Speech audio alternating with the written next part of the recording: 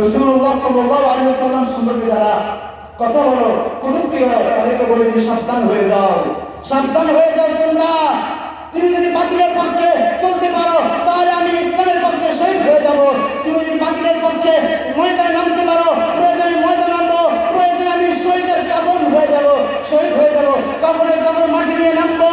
আর কেউ পরাজয়ের শক্তি যদি বাতিল করার শক্তি حامدا ومصليا ومسلما أما بعد قال الله تبارك وتعالى وما أرسلناك إلا رحمة للعالمين وقال رسول الله صلى الله عليه وسلم الجهاد معز إلى يوم القيامة صدق الله العظيم অধ্যক্ষর সেমিনার জলসার সম্মানিত সভাপতি, সুদক্ষ উপস্থাপক, জ্ঞানের উজ্জ্বল ভাস্বর বিপ্লবীচক মণ্ডলী ও আমার সামনে নবীর সিরাত ভালোবাসা একজাত তরুণ কর্মদার যুবক ভাইরা, সকলের প্রতি আমার সালাম ও মোবারকবাদ।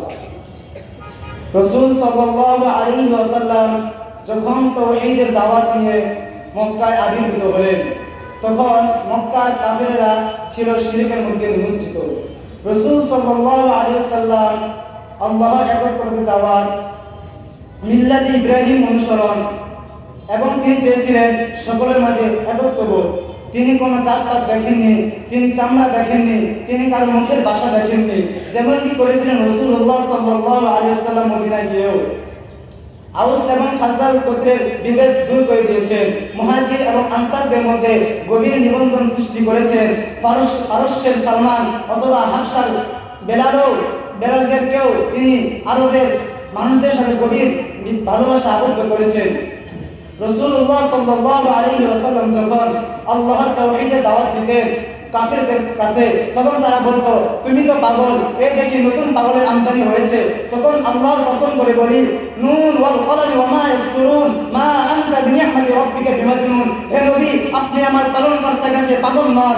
যখন রাসূলুল্লাহ সাল্লাল্লাহু আলাইহি ওয়াসাল্লাম কোরআনের কথা বলেন, তার শাহাদাত আঙ্গুলি দ্বারা চারদিকে দ্বিখণ্ডিত করেন, তখন মক্কার কাফেররা বলে মুহাম্মদের কাব্যগ্রন্থ থেকে সর্বোচ্চাঙ্গে, তার কবিতা থেকে সর্বোচ্চাঙ্গে। তখন আল্লাহ তাআলা কোরআনের মধ্যে বলেন ওয়ালা বিকাউলি কাহিন ক্বালিলাম মা তাযাক্কারুন ওয়া মা হুয়া বিকাউলি শাঈর ক্বালিলাম মা তাযাক্কারুন। তিনি কোন কাব্যগ্রন্থ বানিয়ে বলেন না, এরা কোনো কবিদের কবিতা নয়, তোমরা কোন মানুষের ঈমান আনো। রাসূলুল্লাহ সাল্লাল্লাহু আলাইহি ওয়াসাল্লাম 10 বছর মক্কায় কষ্ট, নির্যাতনে, নিপীড়নে ইসলামের দাওয়াত প্রতিটি ঘরে ঘরে ঘরে ঘরে দিয়েছেন। তারপরে তিনি যায়েদ বিন হারিসা রাদিয়াল্লাহু তাআলা আনহুকে নিয়ে তায়েফে গেলেন। সে মর্মান্তিক দৃশ্য, তিনি যখন তায়েফের ঘরে ঘরে গিয়ে ইসলামের দাওয়াত দিচ্ছিলেন, তখন তায়েফের মানুষেরা ইসলামকে গ্রহণ করলো না। তারা কি করলো? যুবকদেরকে নবীজির পিছনে লেলিয়ে দিল।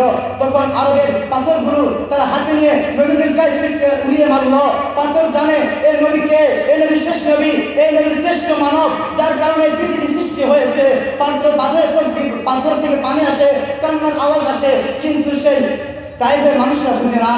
রাসূলুল্লাহ সাল্লাল্লাহু আলাইহি ওয়াসাল্লাম যার শরীরে মশা মাছি বসা হারাম ছিল, সেই রাসূলের শরীর থেকে রক্ত ঝরাইতে হয়েছে। রাসূলুল্লাহ সাল্লাল্লাহু আলাইহি ওয়াসাল্লাম যখন হিজরত করে মদিনায় গেলেন, পঞ্চম হিজরির ঘটনা, রাসূলুল্লাহ সাল্লাল্লাহু আলাইহি ওয়াসাল্লাম খন্দকের সময় পরীক্ষা খনন করলেন। সাহাবীরা রাসূলুল্লাহ সাল্লাল্লাহু আলাইহি ওয়াসাল্লামকে বললেন, ইয়া রাসূলুল্লাহ, আমার পেটে একটি পাথর। আরেকজন সাহাবী বলে, আমার পেটে একটি পাথর। নবীজি তার কাপড় মোবারক উঠিয়ে বললেন, আমার পেটে দুটি পাথর। আরে ভাই, যদি ইসলামের জন্য, ইসলামের তাওহীদের একত্ববাণী প্রকাশ করার জন্য যদি নবী পেটে দুটি পাথর বাঁধতে পারে, তাহলে আমার পেট তার থেকে বেশি দামি না। যদি নবীর মুখে থুতু মারে, তাহলে আমার গাল, আমার মুখ তার থেকে বেশি দামি না। যদি উহুদের ময়দানে নবীজির প্রাণ শহীদ হয়, তাহলে আমার দাঁত তার থেকে বেশি দামি না। উহুদের ময়দানে যদি নবীজির চাচাকে টুকরো টুকরো করে কলিজা চিবিয়ে খাওয়া হতে পারে, আল্লাহর কসম করে বলি, আমার বাচ্চা তার থেকে বেশি দামি না। নবীজিকে আমার বাচ্চা তার চাইতে বেশি দামি না। যদি ইসলাম প্রচারের জন্য নবীজির মাতৃভূমি ত্যাগ করতে হয়, কাবা ত্যাগ করতে হয়, জন্মস্থান ত্যাগ করতে হয়, আমার জন্মভূমি, আমার মাতৃদেশ, আমার বাংলাদেশ তার চাইতে বেশি দামি না। আমার মসজিদ, আমার মাদ্রাসা, আমার খানকা তার চাইতে বেশি দামি না। কারণ রাসূলুল্লাহ সাল্লাল্লাহু আলাইহি ওয়াসাল্লাম তাওহীদের বাণী প্রচার করার জন্য মক্কা ছেড়েছেন, মদিনায় গিয়েছেন, এজন্য আমার দেশ তার চাইতে বেশি দামি না। আমরা কর্ণধার ভাইরা এটা স্মরণ করতে পারি যে রাসূলুল্লাহ সাল্লাল্লাহু আলাইহি ওয়াসাল্লামের সেই একাত্মবাদ জিন্দা করার জন্য যদি শহীদ হতে হয়, প্রয়োজনে শহীদ হব, প্রয়োজনে আমার বাবা বুক খালি হবে, প্রয়োজনে আমার মার চোখ থেকে অশ্রু ঝরবে, তারপরে আমি আপনারা সবাই এই উপদেশ গ্রহণ করুন এবং শপথ নিন যে যখন কোনো বাতিল কোনো পরাশক্তি ইসলামকে বিনষ্ট করার জন্য মাথা চাড়া দিয়ে উঠবে, তখন সর্বস্তরের মুসলমান তা রুখিয়ে দেওয়ার জন্য সামনে অগ্রসর হবে। জালিমদেরকে বলে দাও, সেই প্রধানকে বলে দাও, সেই গুইবর কমিশনকে বলে দাও, সেই শাহরিয়ার কবিরকে বলে দাও, আরে সেই শাহরিয়ার কবিরকে বলে দাও, সেই তুরিন আফরুজকে বলে দাও, সেই নিজুম মজুমদারকে বলে দাও, সেই শাহাবালীদেরকে বলে দাও, যারা আলেমদের ওই আলেমের দুশ্মনকে বলে দাও, যারা নিজেদের মুখের ফুৎকারে ইসলামকে মিটিয়ে দিতে চায়, যারা ইসলামকে বিকৃত করতে চায়, সেই কাদিয়ানীদেরকে বলে দাও, সেই হিজবুত তাওহীদকে বলে দাও, ইসলাম ছিল, ইসলাম আছে, ইসলাম থাকবে। পশ্চিমা বিশ্বে তাকিয়ে দেখো, যারা নবীর চরিত্র সম্পর্কে কথা বলো, নবীর আমলকারী বিশ্বস্ততার সম্পর্কে কথা বলো, তাদের কি জানা নাই আমার নবী কত বড় বিশ্বস্তবাদী, কত বড় আমানতকারী? তোমরা নবীর বিরুদ্ধে জিহ্বা দিয়ে যদি কুরুক্তি করো, আমরা যে সেই দিন অপেক্ষায়, যে দিন আমরা তোমাদেরকে কচুর কাটা করবো, তোমাদের বাদশাহীদের গলায় শিকল করে আমরা সিরিয়া ইয়ামিন ঈসা আলাইহিস সালামের সামনে যাব। আমরা যে সেই 12,000 সৈন্যের অপেক্ষায় যারা আমাদের সাথে যুক্ত হয়ে কালো পতাকা বাহিনী নিয়ে এই গাজওয়ায় হিন্দের শরীক হবে এবং এই বাংলাদেশ এই হিন্দুস্তানে খেলাফত প্রতিষ্ঠা করবেন। রাসূলুল্লাহ সাল্লাল্লাহু আলাইহি ওয়াসাল্লাম সম্পর্কে যারা কথা বলো, কটূক্তি করো, তাদেরকে বলে যে সাবধান হয়ে যাও, সাবধান হয়ে যাও তোমরা। তুমি যদি বাতিলের পক্ষে চলতে পারো, তাহলে আমি ইসলামের পক্ষে শহীদ হয়ে যাব।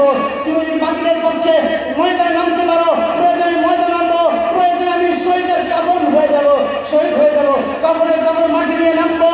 আর কেউ পরাজয়ের শক্তি যদি বাতিল পরাশক্তি যদি ইসলামকে নিয়ে কটূক্তি করে, রাসূলের হাদিস নিয়ে কটূক্তি করে, তাদেরকে বলে দিই তোমরা সাবধান হয়ে যাও।